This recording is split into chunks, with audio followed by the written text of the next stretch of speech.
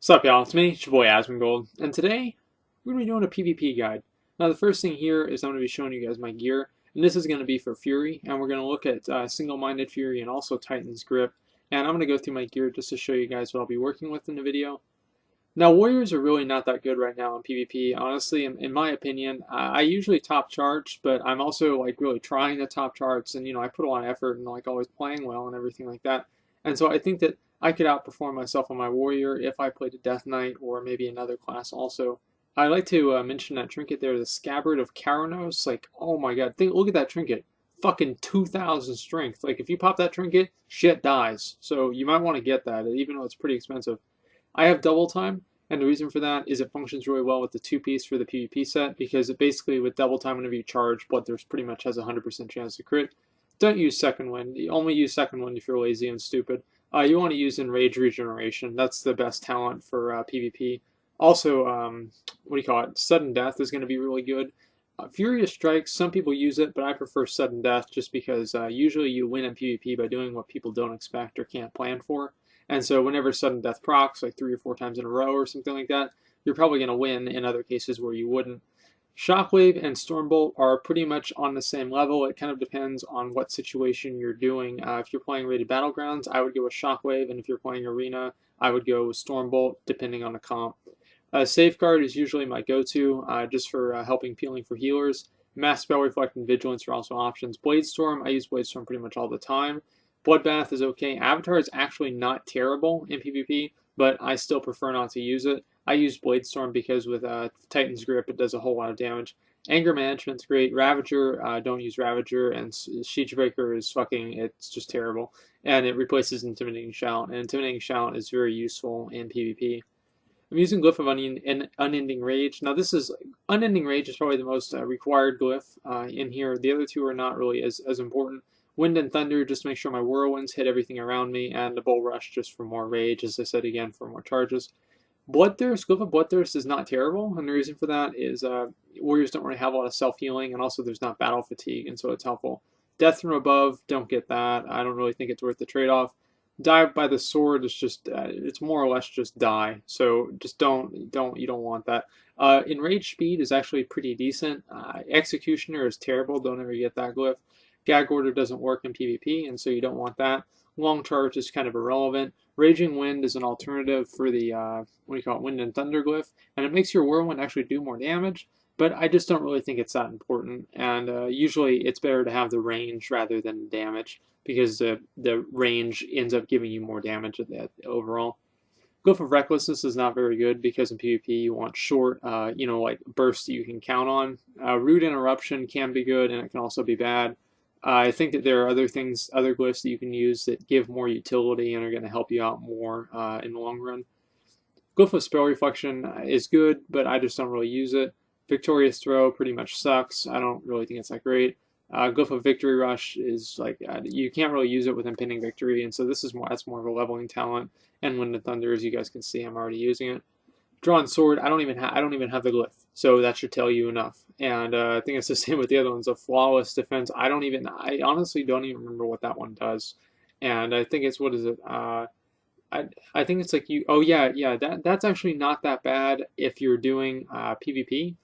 Sometimes because RBGs, just to reduce like your incoming damage, because Die by the Sword is pretty much your only cooldown besides rally and defensive stance, and so it's kind of helpful. Now you can of course use Shield Barrier, but I don't even really have it on my bar because I find it pretty much useless.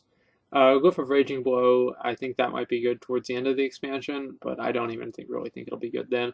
Rallying Cry is more or less, I don't really think it's that great either. Shattering Throw, you obviously want to use that if you're fighting like a Paladin or a Mage team in Arena. But other than that, in like general gameplay, I don't really use it. And the other ones are pretty much not really useful. The minor glyphs, obviously, that you get. You can use the Intimidating Shout glyph, and some people use that, some people don't. I prefer to actually make it fear people away because it allows them to take more damage, it seems. But other than that, so instead of attacking a target dummy or anything like that, what we're actually going to go through here is we're going to go through, I think it's like 2 or 3 different battlegrounds, and I'm going to show you guys pretty much the way that I play Fury, and kind of what I do, and I guess like how to play it at least to the best of my ability. Now, I do want to say something like if you play Fury, you're probably not going to. It's not like playing Arms is really that much worse or that much better. I think Fury gives you stronger sustained damage, and Arms gives you stronger finishing abilities. Obviously, with Mortal Strike or not Mortal Strike, Execute, and a couple of other things. But personally, I think that Fury is a little bit better outside of maybe high level arena, especially. Now, usually, like I'm going to tell you guys the truth, most of these clips are going to be blade storms, okay? Because that's where Fury, that's the main thing that Fury is good at is blade storms. Other than that, it's like it does good single target damage, but I want you guys to say, hey, this is fucking amazing. So we're going to be looking at a whole lot of blade storms. Now, blade storm is really good because of course it does a lot of damage, and it's a root breaker, and it allows you to stay on your target without being CC'd. And that's even more important now. Execute does a huge amount of damage because it doesn't, what do you call it, like sudden death. It does a full rage execute. It's not like Arms sudden death where you only spend like the base amount of rage. You can spend like the full amount of rage. And so that kind of makes execute hit for around like 50k. I'd say like 40 or 30 to 50k main hand and about 2/3 of that offhand. And so you're hitting with two things, with two targets. Now here in this clip, by the way, I'm playing a single-minded Fury.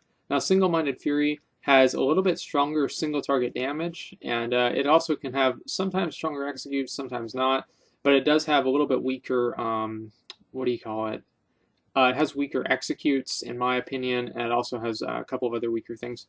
But as you can see, I mean, even with single-minded Fury, I can still put out a lot of damage. Also, don't take this too literally here, because I am a lot of these times, as I said before, I do have all my cooldowns up, and I also have I'm attacking targets with the flag buff or the ball buff, whatever it is, the orb, and so obviously the person will be taking more damage. But the general rule here is that obviously Fury has a lot stronger sustained damage than Arms. And in my opinion, I prefer to use Titan's Grip because Titan's Grip gives you more stats, and it also gives you, of course, more health. And so because warriors are kind of weak in terms of survivability, more health is pretty useful to have. This is a bit of a longer clip just to show you guys kind of what it's like actually playing outside of just like a burst damage. Fury is also, like, warriors in general right now are very good at finishing fights, but they're not really good at getting fights to the point where they need to be finished, if that makes sense.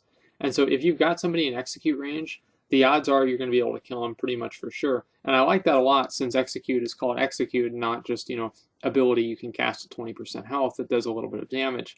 And so that's pretty nice. Like, I'm happy about that, but at the same time, it's kind of disappointing that it seems to me, as I said before, it seems to me that other melee classes have a lot more utility. There's my stat breakdown and kind of how I did in that battleground.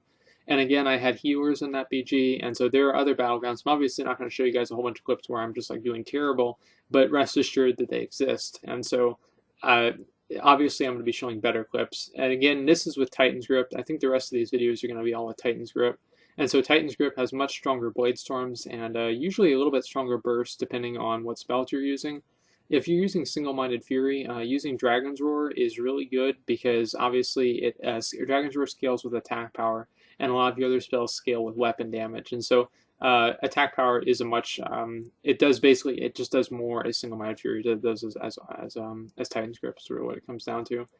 Other than that, I'm not really sure exactly, like, I guess, like, you can probably win a 1v1 against a few classes, but the majority of the time, if you get stuck in a 1v1 against somebody, unless you are much more like geared than they are, or you pop just like every single cooldown like I did there and just like global somebody with like Wreck Blade Storm or something ridiculous like that, assuming that they don't have something to counter that, you're probably going to lose. I don't really think that warriors are very good at 1v1 right now because the way that they remove second wind, basically, warriors are not really able to, I guess, like, withstand a long-term fight, and also they don't have the same cooldowns that they had because we lost, demoralizing banner and tons of other stuff. Defensive stance got nerfed, and also since you're playing Fury, now you can play in defensive stance a lot more than I do, and the reason that I don't play in defensive stance, honestly, is I just don't really like the rage regeneration. And since I'm trying to do damage here, if I die, I die. If I was playing an RBG, I would probably be playing a lot more defensively. But it just in a regular battleground here, it doesn't really seem to be that much of a problem in general. And so again, like, look at this. like everybody's running away because they're fucking getting destroyed. And so look, it's bubbling, and like that guy's got challenge mode gear, so he's probably not a fucking idiot, or he had 80,000 gold to spend on it, either one, and so or either way, and so either way, I said that twice. The point here is that obviously warriors have very strong burst, and whenever people are grouped up, warriors are amazing. Now people can say, well, people can death grip Gorfian's Grasp into Ravager. No, they can't. It's fucking terrible.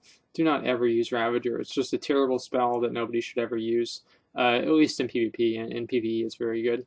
And again, like I would say, I would pretty much go with Bladestorm all the time, unless I was doing like a single target arena match where I knew what the comp was and I knew who I'd be playing against, and I pretty much knew what to expect. But other than that, guys, I think that pretty much wraps it up. Like, I mean, a lot of the stuff is kind of common sense, and like, of course, you want to spell reflect things at certain times, and shockwave at 3 targets, but I kind of wanted to give you guys my, I guess, like opinions on the way that things have changed in for PvP, and also what I'm doing to kind of help myself in PvP here, because hopefully things will change. But as I said before, warriors are definitely lacking a lot of places that I think that they need to be improved on. But anyway, that's pretty much all it takes to do Fury PvP, and so hopefully you found this helpful. Thanks for watching, and like, comment, subscribe.